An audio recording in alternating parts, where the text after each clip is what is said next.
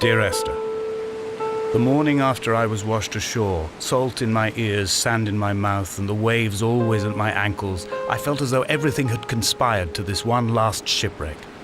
I remembered nothing but water, stones in my belly and my shoes, threatening to drag me under to where only the most listless of creatures swim.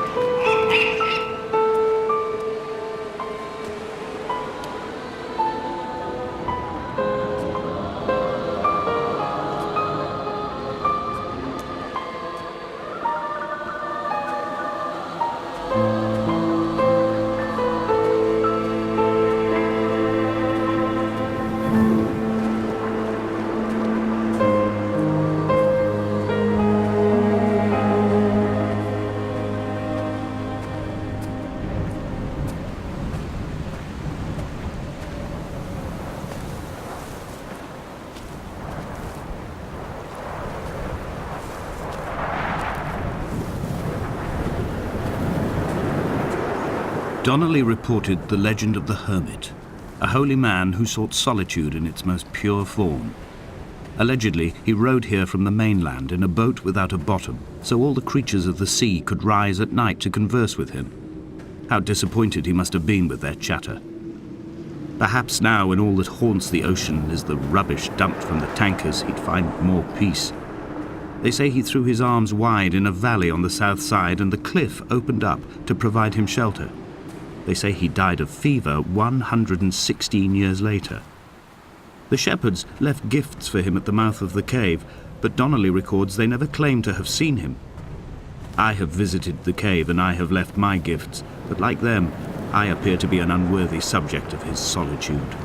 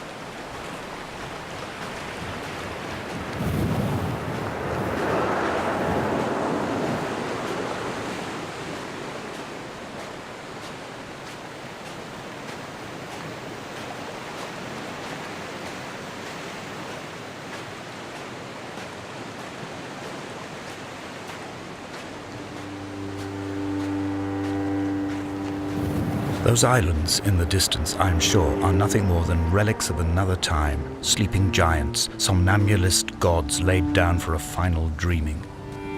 I wash the sand from my lips and grip my wrist ever more tightly. My shaking arms will not support my fading diaries.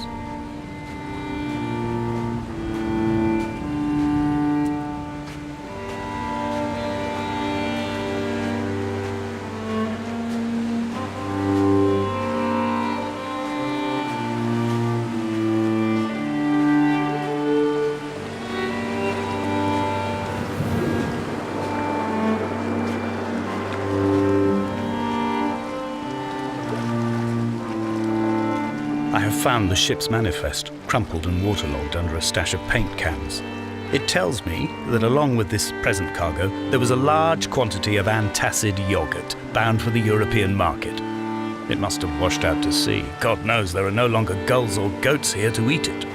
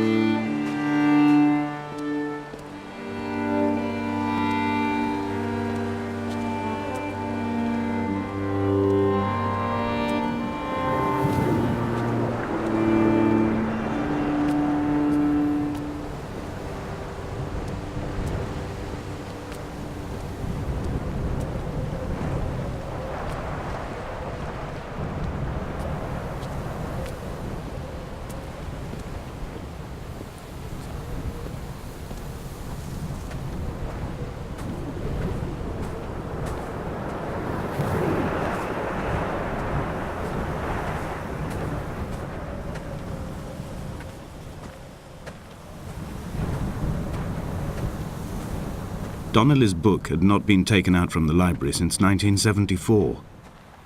I decided it would never be missed as I slipped it under my coat and avoided the librarian's gaze on the way out.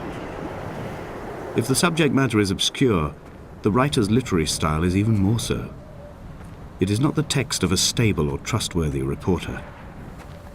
Perhaps it is fitting that my only companion in these last days should be a stolen book written by a dying man.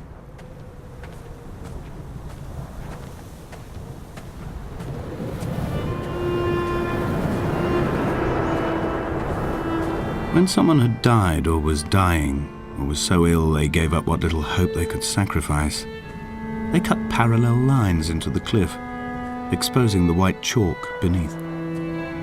You could see them from the mainland or the fishing boats, and know to send aid or impose a cordon of protection, and wait a generation until whatever pestilence stalked the cliff paths died along with its hosts. My lines are just for this: to keep any would-be rescuers at bay. The infection is not simply of the flesh.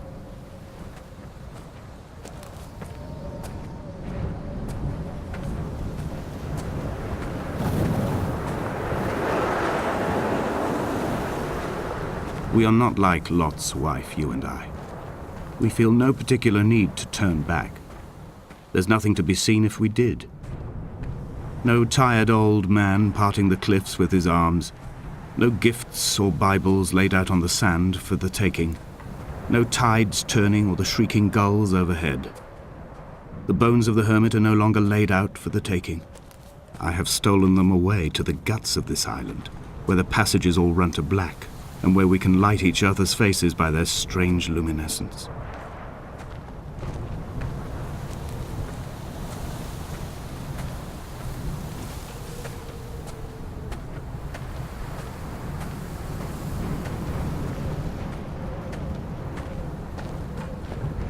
Dear Esther, I met Paul.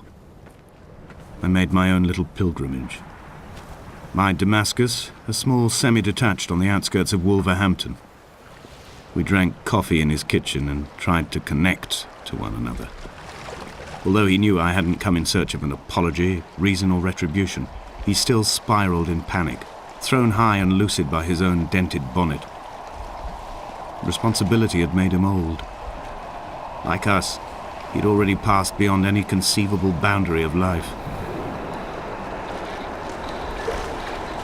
I find myself increasingly unable to find that point where the hermit ends and Paul and I begin. We are woven into a sodden blanket, stuffed into the bottom of a boat to stop the leak and hold back the ocean. My neck aches from staring up at the aerial. It mirrors the dull throb in my gut where I am sure I've begun to form another stone. In my dreams, it forms into a perfect representation of Lot's wife, head over her shoulder, staring along the motorway at the approaching traffic in a vacuum of fatalistic calm.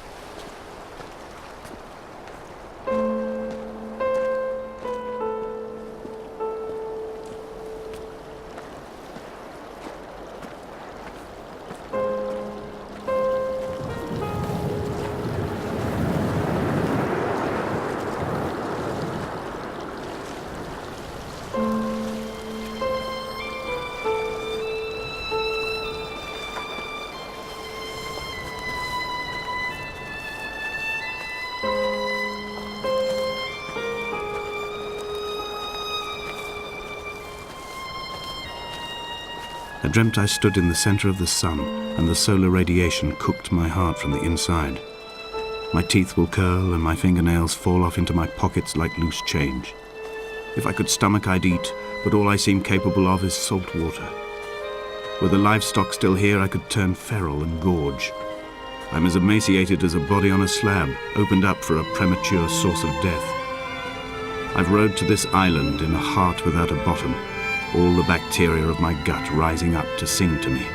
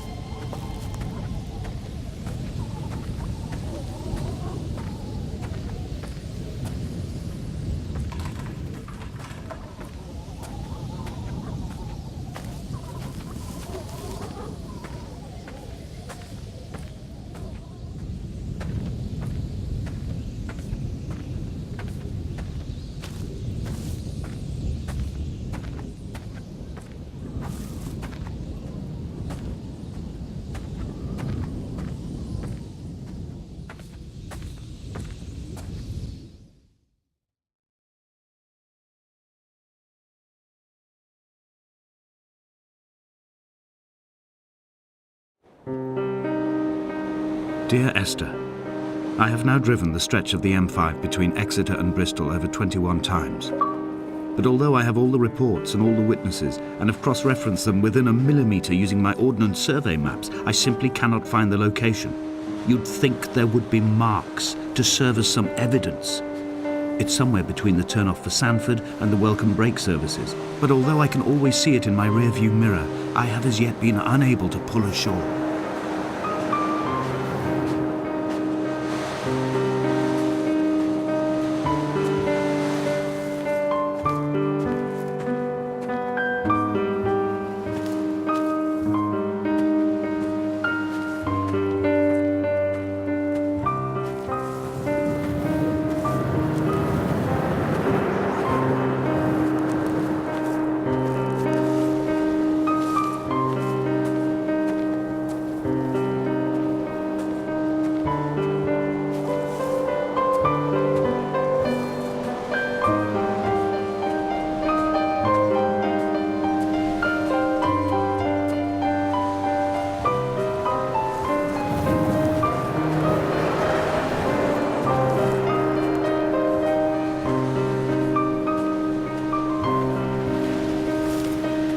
I've begun to wonder if Donnelly's voyage here was as prosaic as it was presented. How disappointed not to have found the bones of the holy man. No wonder he hated the inhabitants so.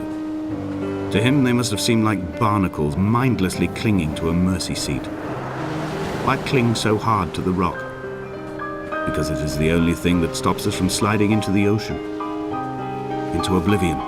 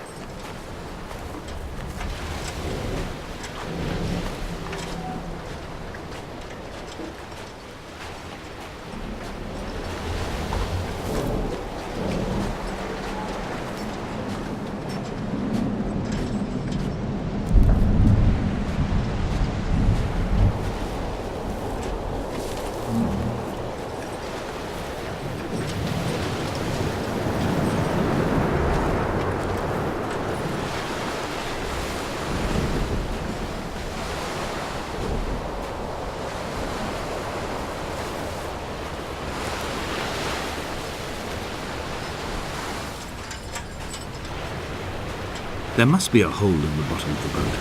How else could new hermits have arrived?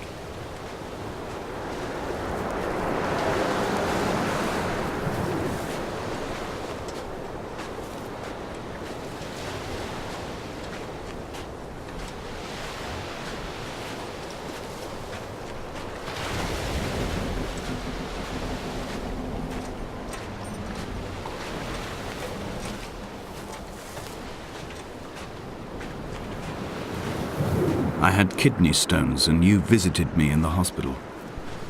After the operation, when I was still half submerged in anesthetic, your outline and your speech both blurred. Now my stones have grown into an island and made their escape, and you have been rendered opaque by the car of a drunk.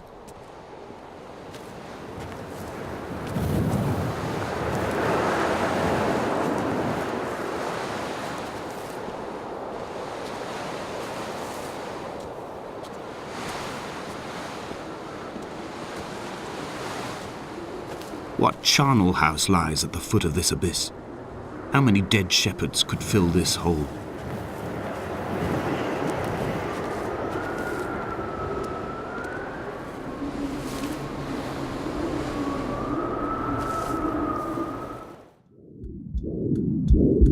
Come back.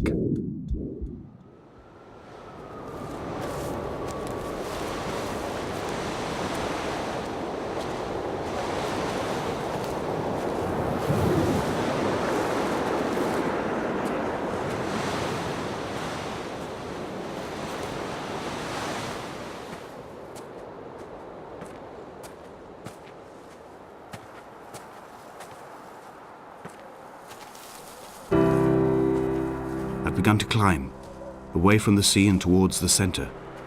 It is a straight line to the summit, where the evening begins to coil around the aerial and squeeze the signals into early silence. The bothy squats against the mount to avoid the gaze of the aerial. I too will creep under the island like an animal and approach it from the northern shore.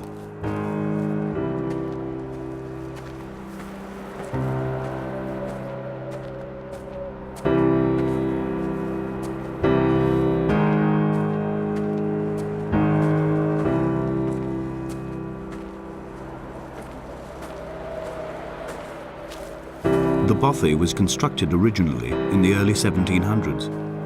By then, shepherding had formalized into a career. The first habitual shepherd was a man called Jakobsen, from a lineage of migratory Scandinavians. He was not considered a man of breeding by the mainlanders.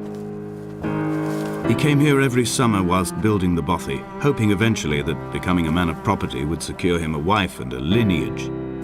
Donnelly records that it did not work. He caught some disease from his malcontented goats and died 2 years after completing it.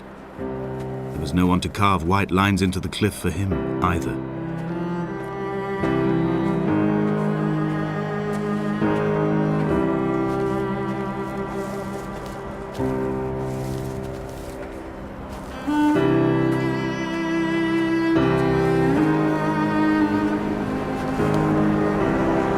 Three cormorants seen at dusk. They did not land. This house built of stone, built by a long-dead shepherd. Contents: my camp bed, a stove, a table, chairs, my clothes, my books.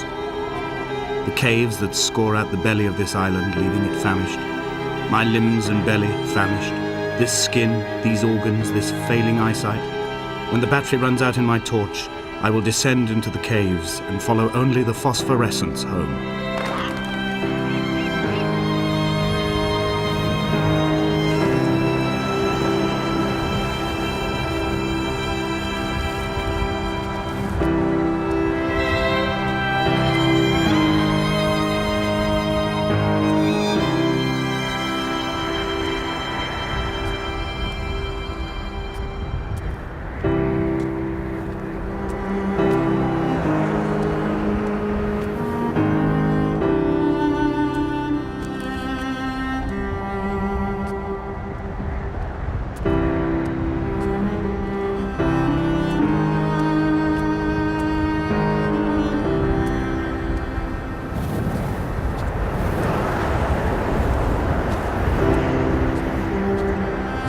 Footnote: The editor comments that at this point, Donnelly was going insane as syphilis tore through his system like a drunk driver.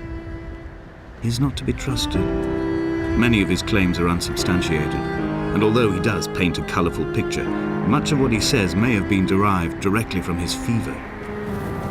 But I've been here, and I know, as Donnelly did, that this place is always half imagined. Even the rocks and caves will shimmer and blur with the right eyes.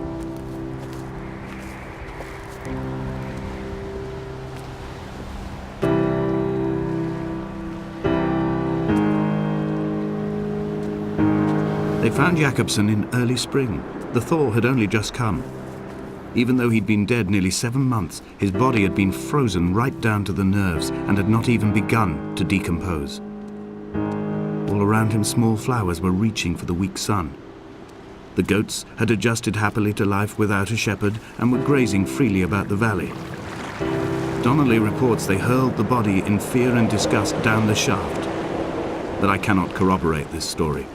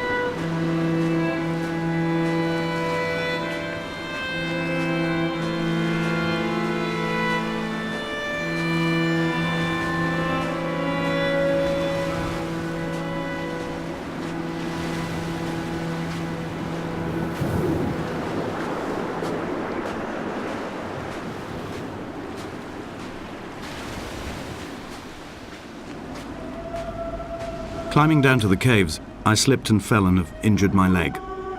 I think the femur is broken. It is clearly infected.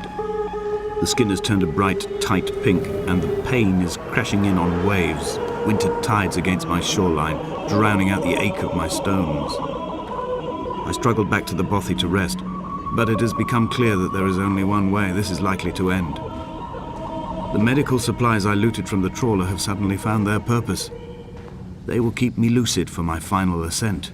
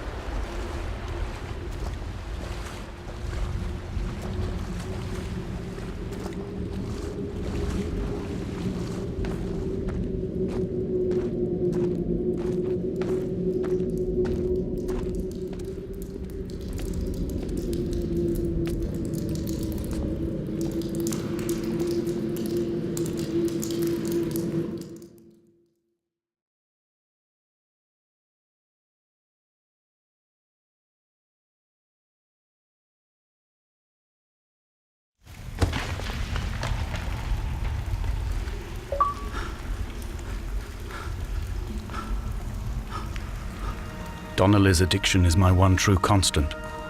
Even though I wake in false dawns and find the landscape changing, flowing in constantly through my tears, I know his reaching is always upon me.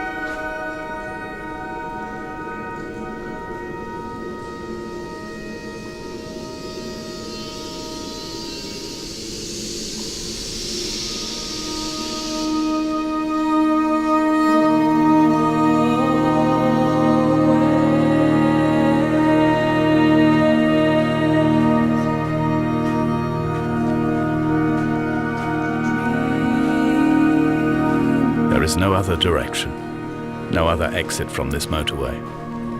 Speeding past this junction, I saw you waiting at the roadside, a one last drink in your trembled hands.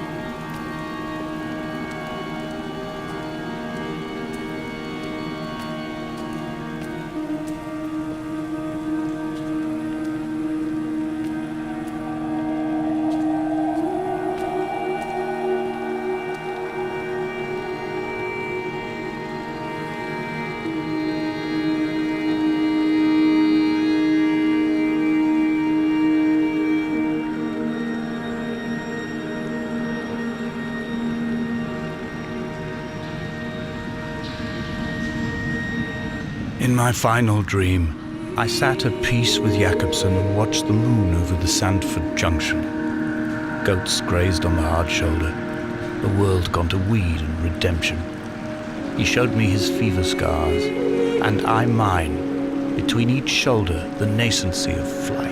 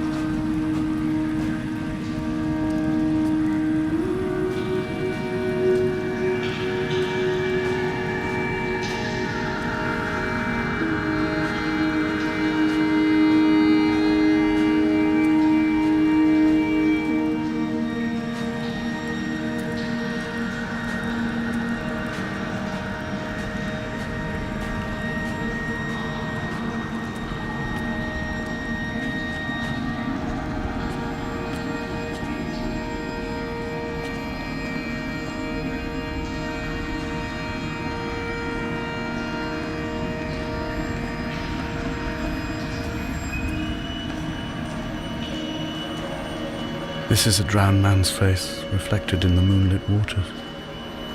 It can only be a dead shepherd who has come to drunk drive you home.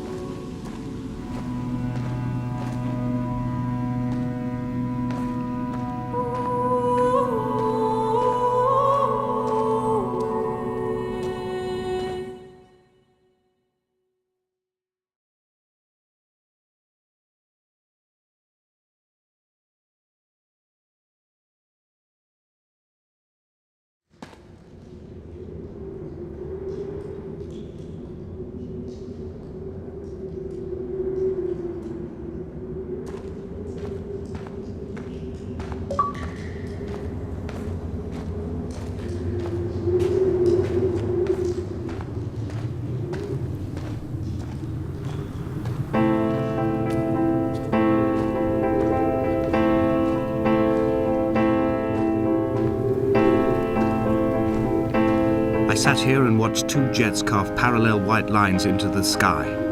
They charted their course, and I followed them for 21 minutes until they turned off near Sanford and were lost. If I were a gull, I would abandon my nest and join them. I would starve my brain of oxygen and suffer delusions of transcendence. I would tear the bottom from my boat and sail across the motorways until I reached this island once again.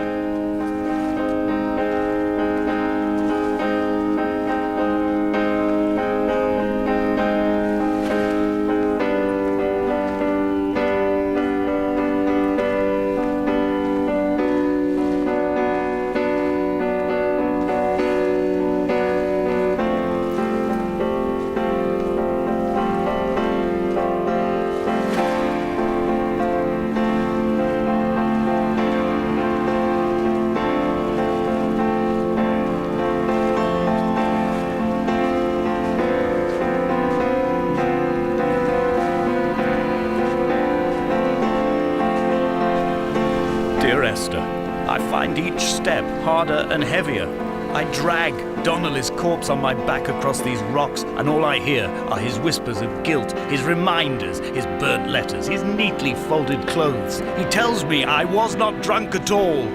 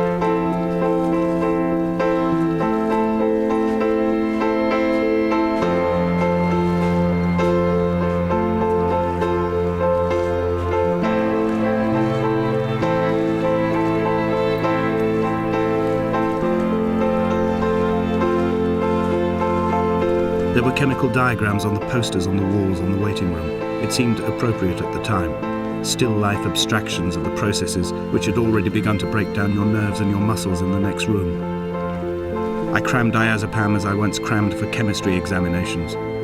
I am revising my options for a long and happy life.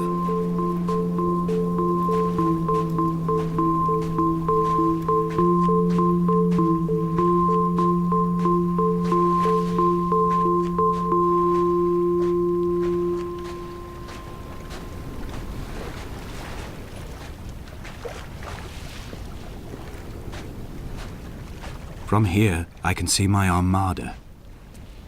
I collected all the letters I'd ever meant to send to you, if I'd have ever made it to the mainland, but had instead collected at the bottom of my rucksack, and I spread them out along the lost beach. Then I took each and every one, and I folded them into boats.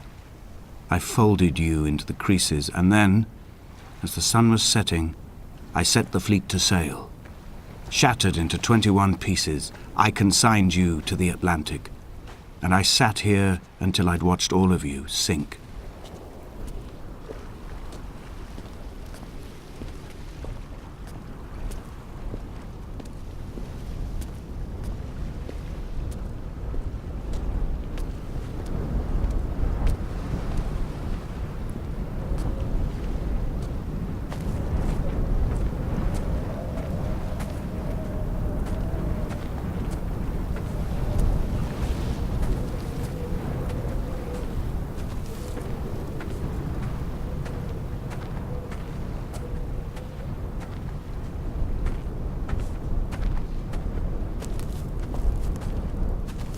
When Paul keeled over dead on the road to Damascus, they resuscitated him by hitting him in the chest with stones gathered by the roadside. He was lifeless for 21 minutes, certainly long enough for the oxygen levels in his brain to have decreased and caused hallucinations and delusions of transcendence. I'm running out of painkillers, and the moon has become almost unbearably bright.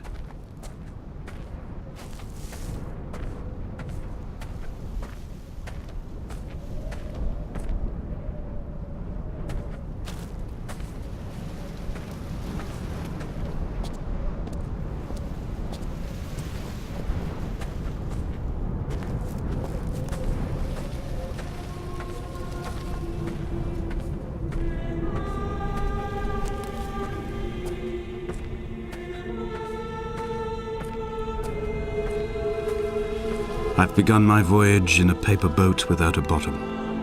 I will fly to the moon in it. I've been folded along a crease in time, a weakness in the sheet of life. Now you've settled on the opposite side of the paper to me. I can see your traces in the ink that soaks through the fiber, the pulped vegetation. When we become waterlogged and the cage disintegrates, we will intermingle. When this paper aeroplane leaves the cliff edge and carves parallel vapor trails in the dark, we will come together.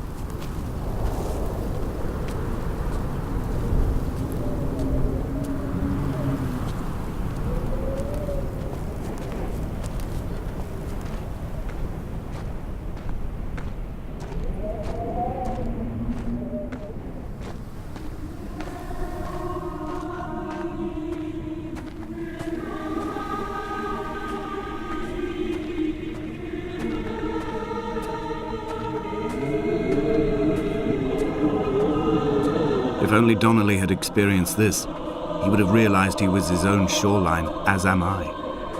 Just as I am becoming this island, so he became his syphilis, retreating into the burning synapses, the stones, the infection.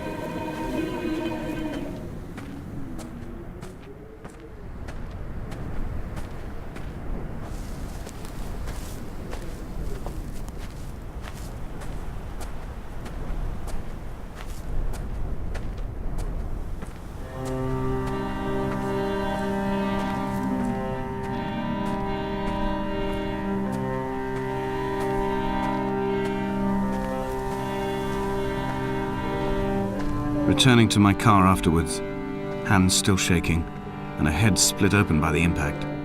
Goodbye to tearful aunts and traumatized uncles. Goodbye to the phenomenal. Goodbye to the tangible. Goodbye Wolverhampton. Goodbye Sanford. Goodbye Cromer. Goodbye Damascus. This cliff path is slippery in the dew. It is hard to climb with such an infection. I must carve out the bad flesh and sling it from the aerial. I must become infused with the very air.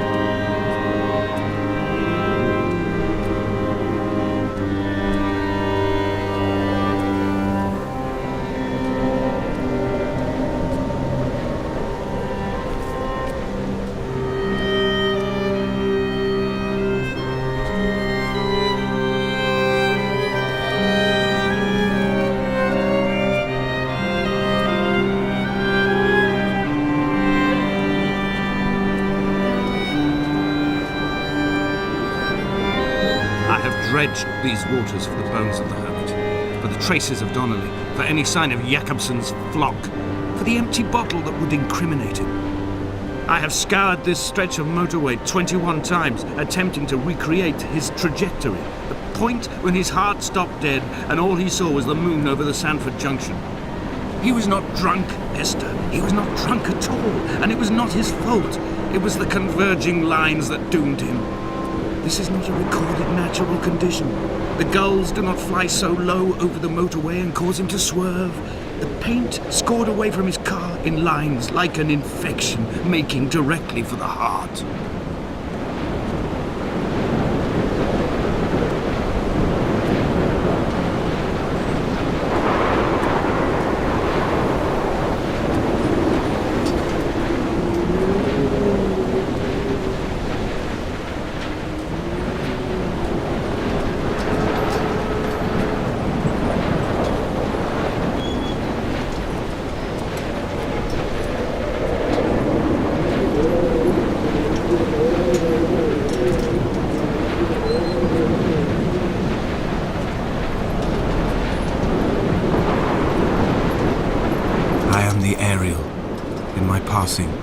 I will send news to each and every star.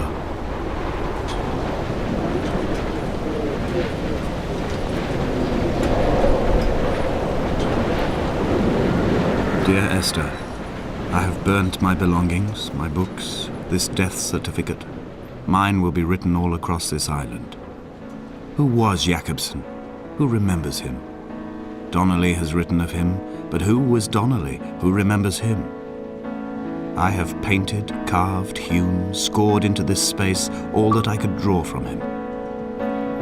There will be another to these shores to remember me. I will rise from the ocean like an island without bottom, come together like a stone, become an aerial, a beacon, that they will not forget you.